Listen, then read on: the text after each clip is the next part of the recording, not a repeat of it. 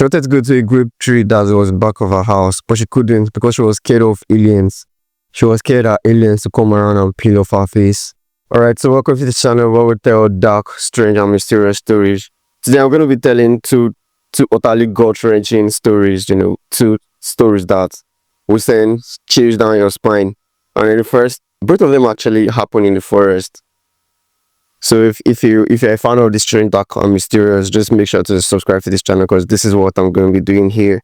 I'm going to be telling true crime stories and then strange and spooky, mysterious, dark stories. That's what I'm going to be doing here. So if you're a fan of that, be sure to hit the subscribe button.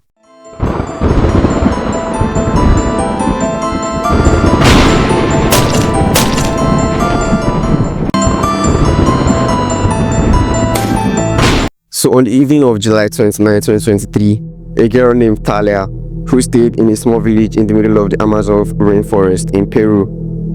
There's a village in Peru that is in the middle of the Amazon rainforest. She went out at night around 6 p.m. She wanted to go to the back of her house to grab some grapefruit at a close by tree so that she can make grape juice for her family.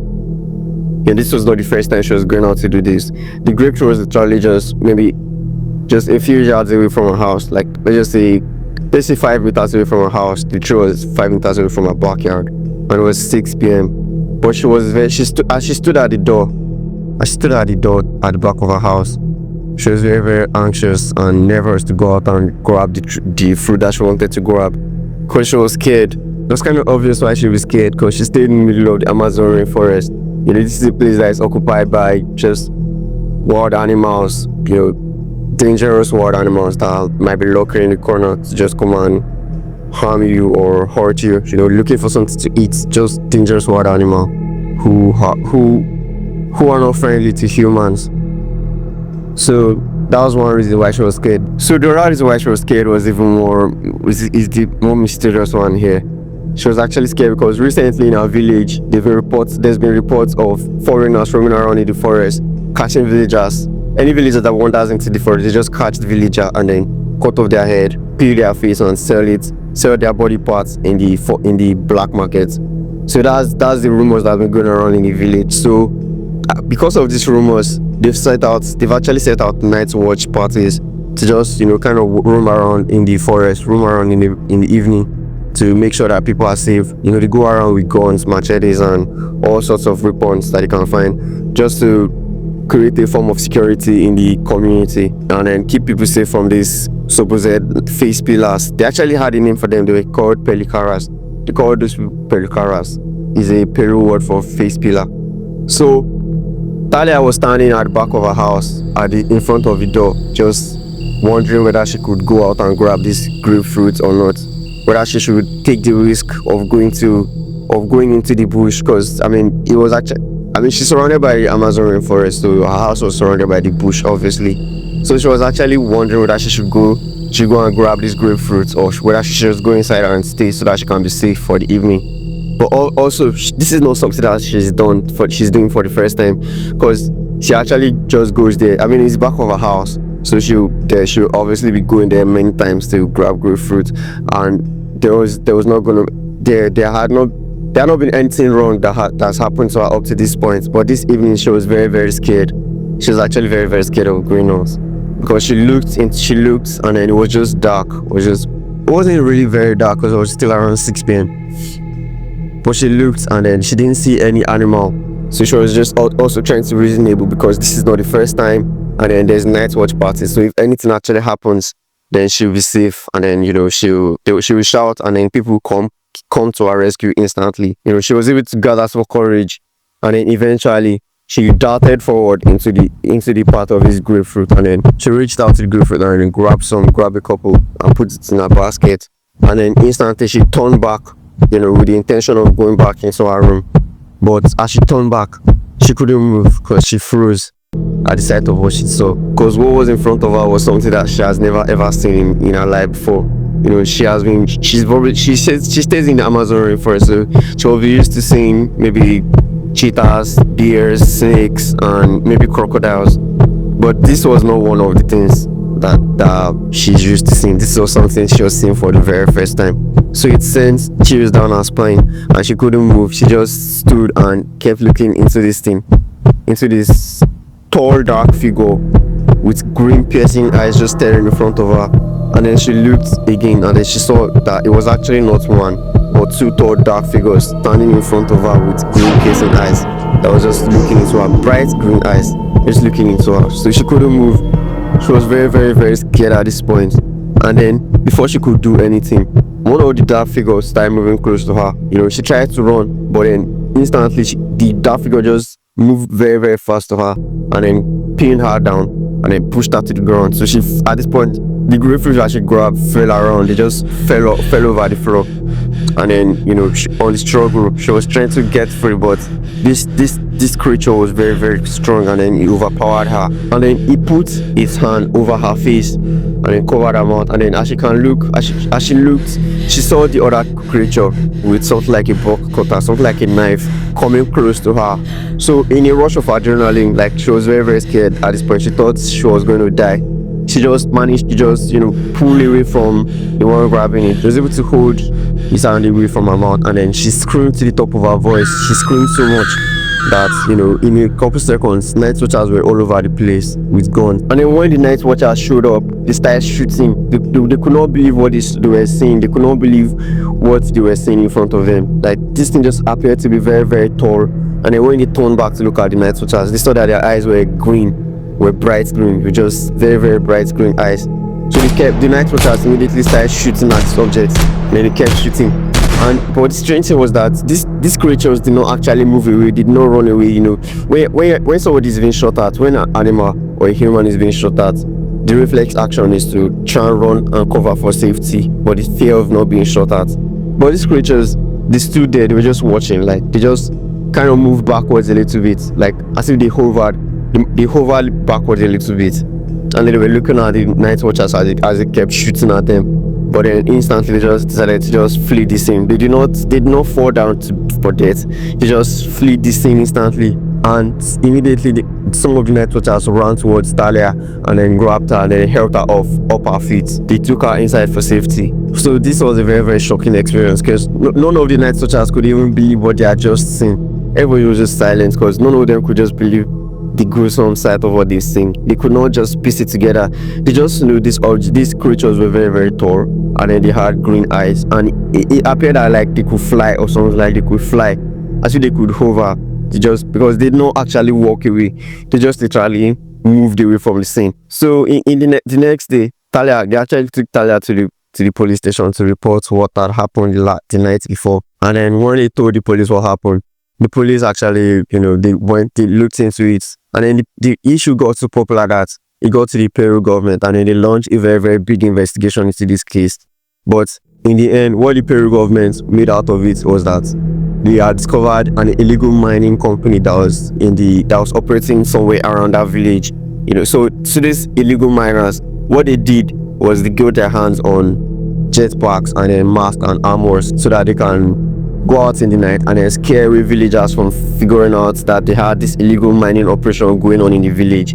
So that was the whole idea. The intention was to just scare away villagers from figuring out what they were doing. That's what the government made of it anyway. But the people who saw that thing that night did believe that was not human. That was not human. That either had to be a very, very evil, mysterious spiritual creature or an otherworldly creature. They refused to believe that this was human, because the encounter was just very, very spooky and weird and strange, and it's not something they've experienced before. It was just totally out of the ordinary. So they refused to believe that this was human. They said there was no human, and this was either a evil creature sent from pit of hell or some otherworldly creature.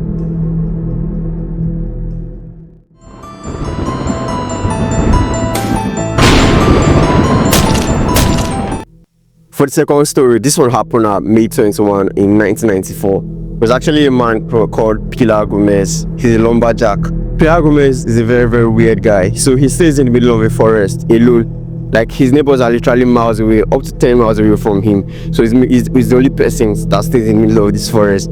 And this part of the forest where he stayed was actually bought by him with his own money. So that particular part of the forest was not his own. So he just decided to stay there alone. So he built a cabin in that part of the forest, and then he just lives there. He has no phone because it's obviously 1994, and then telecommunications weren't having as advanced as it is right now in our days. So in 1994, he had no phone. His family thought he was weird. People around him thought he was a weird person. But he's just somebody who was staying in the forest. So nobody can hold him back from doing whatever he wanted to do in his property. Also, he was a lumberjack, so it just felt like maybe it would be easy for him to chop down trees and then sell easily because he's closer to it. I mean, this is what he wanted to achieve. This is what he wanted to do with his life. And he's 39 years old at this point, so maybe it's a childhood dream. So on this particular day, Gomez grabbed his machete or his chainsaw, whatever he used to cut down trees with, and then went into the forest because there was actually this particular tree that he's been looking at. He's been wanting to chop down for a while now. So on this particular day, he actually went out into the forest to go and chop down this tree. And then when he went into the forest and looked up the tree, he saw like a very, very big claw mark. A very, very big claw mark. And then he looked at it. Like, this was a very, very strange claw mark because it's bigger than the one he's used to seeing. Because, I mean, he lives in the forest, in the middle of the forest. So this is a place where bears and other wild animals would probably be in, especially bears, grizzly bears, they stay in the forest. They stay in this part of the forest particularly. So bears, other predators, snakes, and maybe cheetahs, just other wild animals and monkeys, and wolves, they probably stay in this part of the forest. And then when he looked up to this claw mark, and he saw it, he just kept thinking that this has to be a very, very big bear in order to be able to get up to this height and then leave this kind of very, very deep claw mark on this tree. So without taking it into much huge consideration, because this is something he's used to, I mean, he stays in the middle of the forest, he shook it off and then decided to start chopping the tree. So he kept chopping and chopping, and then when it was time for the tree to fall down, the tree fell. And then as the tree was falling, when the tree is going to fall, it's going to make this very, very large sound. So when this tree fell down, it made a very, very big, loud crack. But then behind Gomez, he was very, very sure that he could hear a very, very big, howling, horrifying sound behind him. Like a very, very large growl that was very, very horrifying. And then he turned back and then looked, but he did not see anything behind him. So he couldn't tell. He was a little bit confused because he was very sure he heard it. But he was also confused because when he looked back, he didn't see any animal behind him. So he just kind of stood there, just confused and wondering whether he had even heard anything at this point in time, because the tree was falling, and then at the same time he was hearing this very, very loud growl behind him. But he just shook it off because Gomez is a very, very tough guy. For him to stay in the middle of the forest, obviously it shows how tough he is. So he just kept chopping the tree into tiny pieces, into little bits. And then when he was done, because the tree was a very, very big tree, he was done by the evening. And then he decided to go back to his cabin and then make dinner for himself. Because Gomez is the person that actually likes to eat outside. He likes to hear the sound of the crickets, the sound of the birds, the sound of the wolves howling away, and then the sound of the monkeys also making sounds in the night. He likes to just eat outside so that I can take in all these nature sounds and then eat his dinner alongside. So while Gomez was out there eating in front of his cabin, he could notice that this night was actually empty because he was not hearing any sound. He could not hear the frogs croaking, he could not hear the crickets making their sound, and he could not hear any bird. The whole forest was just dead silent and dark. He looked around the trees and he couldn't see anything. But usually when it's this silent in the night in the forest, he knows that it's because there's a big predator around. There's a big predator lurking around this place. That's why it usually goes quiet in the night in the forest. So he just kept eating, but eventually this silence got to him because it was very, very unusual for the forest to be this very silent. It was very, very, very unusual. So he decided to just take his food inside and eat it this time around, so that he's just going to be safe, because he doesn't want to get attacked by a bear obviously this evening. So he got up and then took his food inside. So as he was about to go inside, he remembered that he left his stove on. There was still some food on his stove, on his wooden stove, that he had left to warm up. So he kept the food on the ground and then walked towards the stove to put out the fire. So after putting out the fire on this wooden stove, he turned his back to walk towards his cabin, and then as I was going back, he could hear this very, very loud wham across the back of his torso, and this knocked the ring out of him, so he fell to the ground. But there's actually a machete close to the pile of lumber that he got. So he thought this was a bear, this was a normal bear attack, and then he reached out to get the machete. So he turned back and was about to strike and fight whatever this creature was. But then when he turned, he could see the body of a bear, and then when he looked up, what he saw was not the face of a bear. He did not see the face of a bear. What he actually saw was the face of a human. So he knew that there was no way he was going to stand and fight back at this creature. He knew that at this point he just had to run. If not, he was going to die. So he just decided to run away. And he ran, and as he was climbing up to the lumber, he was trying to climb up to the roof of his cabin. And then as he was turning, he heard another big wham to the right of his head across his ear. But he couldn't stop. He just kept climbing up and kept climbing up. And then eventually he climbed up and stood on top of his cabin. So he just stood there ready to fight back at this creature, whatever the thing was. But he couldn't hear anything. All of a sudden it was just silence. He did not see anything. He did not hear anything anymore. Just silent as it was. So he reached across to check that part of his head that got injured, and then he couldn't find his ear. This creature had actually snapped at him and removed his ear. So there was just blood gushing out. I mean, he just stood there. He couldn't go back inside because he knew it was not safe anymore. He climbed down from top of his cabin. So he literally just spent the night there. And then the next morning, he instantly went out to the nearest place. And then when they saw him, they just knew that they couldn't do anything. The next course of action was to actually take him to the hospital instantly. And then they took him to the hospital. And then they treated his ear, obviously. They put some bandage there. And then after leaving the hospital, he went to the station to report whatever had happened to him. So while at the station, he kept narrating whatever happened to him. And then, so while narrating, there was obviously a policeman. There was one of the police officers there with a book and a pen, taking note of whatever he said. So as he kept describing this creature that attacked him, he described that it had the body of a bear, and then this police was taking notes. So instantly, the police officer just stopped and looked at him because he couldn't believe what he was hearing. I mean, a bear with the face of a human, that's just absurd and strange. So the officer just stopped writing. He just dropped whatever he was. He just dropped the book and the pen to the top of the table because what he was hearing now started to not make any sense to him. And then they were just like, no, this is whatever he's saying is wrong. But Gomez was very, very sure of what he saw, because I mean, he's a very, very tough person that doesn't get scared by anything. But he was very, very sure of what he saw. He was very, very sure that this bear did not have the face of a bear. No, it was not the face of a bear. He knew he saw the face of a human, but nobody believed him because they just thought he was lying. But he was very, very sure. He was actually very, very sure of what he saw that night. But the police officers obviously refused to believe him. So they just shook it off as another bear attack. But after that report, after Gomez's report, there's been like 30 more reports in that same area of people sighting or encountering this kind of creature attacking them. But the police refused to believe. But like there's more and more reports after Gomez's experience of people who either saw this creature or had an encounter with it. But I mean, you know, nobody could, to this day, nobody actually knew what that creature was. Nobody was able to take a photo of it. So whatever that creature is probably still lurking around in that forest till today, if it's not dead. So this is going to be the end of the stories for today's episode. So be sure to like and subscribe if you enjoyed it. Be sure to like and then, you know, hit the notification so that whenever I upload, you'll be notified. Also subscribe to the channel if you are new. And then I'm going to see you in the next upload. Have a great day.